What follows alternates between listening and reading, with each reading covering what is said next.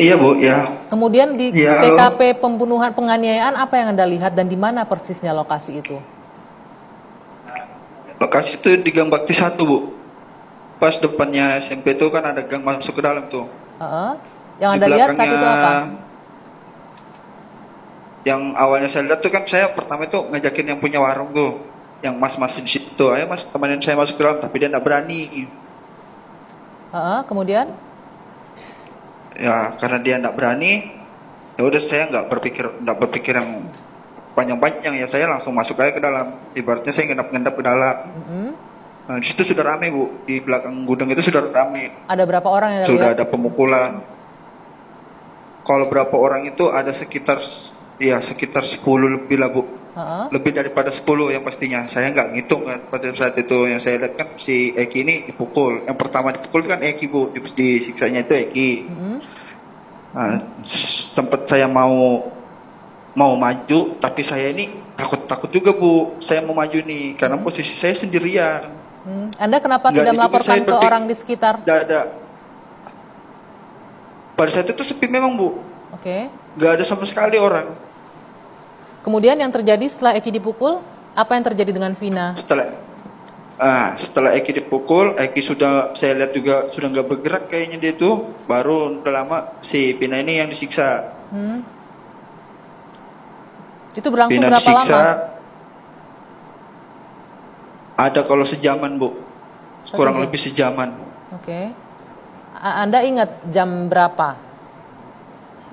Saya nggak ingat jam, sudah nggak. Oke. Pokoknya pikiran saya sudah nggak karuan sudah pada malam itu. Nggak ada yang berpikir harus begini begitu, nggak ada sudah Bu. Anda melihat itu berapa lama dan kemudian dari TKP tempat kosong itu selanjutnya kemana? Begitu sudah selesai, mereka mau keluar tuh saya langsung lari. Mereka mau keluar dari lahan kosong, Anda lari kemudian? Nah saya lari, keluar sudah yang pertama itu, yang keluar tuh berapa motor aja ya Bu. Pinanya sama Eki ini belum dibawa nih. Mungkin yang ngecek atau apa saya nggak tahu, dia pergi keluar. Baru si Eki sama Pina ini dibawa juga. Bagaimana cara Saat membawanya? itu digonjeng 3 Bu. Jadi Pina ditaruh di tengah sambil ditutup mukanya itu sama jaket.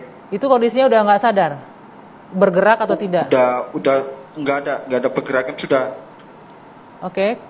Kemudian? Nah, saya langsung ambil motor juga.